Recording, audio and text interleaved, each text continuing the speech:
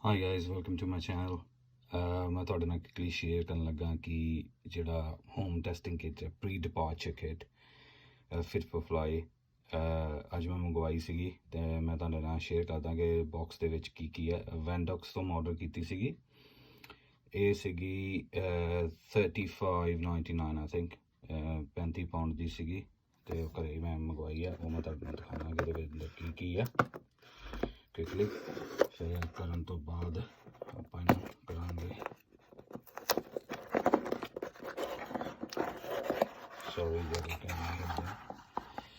ਤੇ ਇਹਦੇ ਵਿੱਚ ਜੀ ਆਪਾਂ ਨੂੰ ਇੱਕ ਟਰਾਂਸਪੋਰਟ ਕਰਨ ਵਾਲੀ ਟਿਊਬ ਮੇਰੀ ਇਹਦੇ 'ਚ ਪਾ ਕੇ ਆਪਾਂ ਇਹਨੂੰ ਪਾਉਣਾ ਵਾ ਸੈਂਪਲ ਨੂੰ। ਇੱਕ ਤਾਂ ਇਹ ਹੋ ਗਈ। ਇਹ ਹੈ ਜੀ ਲਿਕੁਇਡ ਅਤੇ ਆਹ ਦਾ ਬਾਰਕੋਡ ਜਿਹੜਾ ਤੁਸੀਂ ਇਹਦੇ ਵਿੱਚ ਆਪਣੇ ਸਵਾਬ ਨੂੰ ਪਾਉਣਾ। ਇੱਕ ਇਹ ਹੋ ਗਿਆ, ਠੀਕ ਹੈ ਜੀ। ਦੋ ਚੀਜ਼ਾਂ ਹੋ ਗਈਆਂ।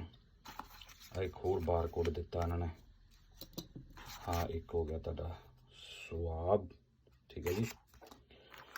and that's instruction guide, I think, how do you gonna do the test. And I've got two envelope, ਇਹ ਵਾਲਾ ਜਿਹੜਾ ਵਾ ਪਹਿਲਾਂ ਇਹਦੇ 'ਚ ਟਿਊਬ ਪਾਉਣੀ ਹੈ, ਠੀਕ ਹੈ ਜੀ। ਫਿਰ ਆਹ ਵਾਲਾ ਇੱਕ ਮੇਨ ਹੈਗਾ ਐਨਵਲਪ, ਜਿਹਦੇ 'ਚ ਆਪਾਂ ਪਾ ਕੇ ਅਤੇ ਇਹਨੂੰ ਆਪਣਾ ਬਾਕਸ ਨੂੰ ਵੀ ਪਾਉਣਾ ਵਿੱਚ, ਅਤੇ ਇਹਨੂੰ ਆਪਾਂ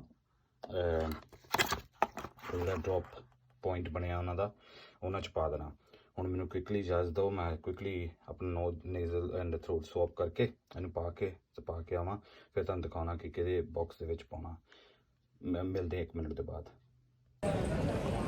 ਹਾਂਜੀ ਦੋਸਤੋ, ਹੁਣ ਮੈਂ ਜਾ ਰਿਹਾ ਡ੍ਰੌਪਿੰਗ ਸੈਂਟਰ 'ਤੇ, ਜਿੱਥੇ ਮੈਂ ਆਪਣਾ ਕੋਵਿਡ ਦਾ ਸੈਂਪਲ ਜਿਹੜਾ ਡ੍ਰੌਪ ਕਰਨਾ ਰੈਂਡੈਕਸ ਦਾ, ਅਤੇ ਬਸ ਉੱਥੇ ਪਹੁੰਚਣ ਲੱਗਾ ਅਤੇ ਤੁਹਾਨੂੰ ਦਿਖਾਉਣਾ ਉੱਥੇ। ਹਾਂਜੀ ਦੋਸਤੋ, ਇਹ ਆ ਜੀ ਕਲੀਨਿਕ ਜਿੱਥੇ ਮੈਂ ਆਪਣਾ ਸੈਂਪਲ ਡ੍ਰੌਪ ਅਪ ਕਰਨਾ, ਅਤੇ ਮੈਂ ਜਾ ਕੇ ਸੈਂਪਲ ਨੂੰ ਦੇ ਕੇ ਆਉਣਾ ਅਤੇ ਤੁਹਾਡੇ ਨਾਲ ਮਿਲਦਾ। ਹਾਂਜੀ ਦੋਸਤੋ, ਸੈਂਪਲ ਮੈਂ ਡ੍ਰੌਪ ਕਰਤਾ। ਬਸ ਇੱਕ ਇਸ ਤਰ੍ਹਾਂ ਹੀ ਬਾਕਸ ਜਿਹਾ ਬਣਿਆ ਵਾ, ਅਤੇ ਤੁਸੀਂ ਉਹ ਬਾਕਸ ਦੇ ਵਿੱਚ ਆਪਣਾ ਸੈਂਪਲ ਦੇ ਦਿਓ, ਸੁੱਟ ਦਿਓ ਉਹਦੇ 'ਚ। ਉਹ ਕਹਿੰਦੇ ਸੀ 4 ਵਜੇ ਅੱਜ ਸ਼ਾਮ ਨੂੰ ਨਿਕਲੇਗਾ।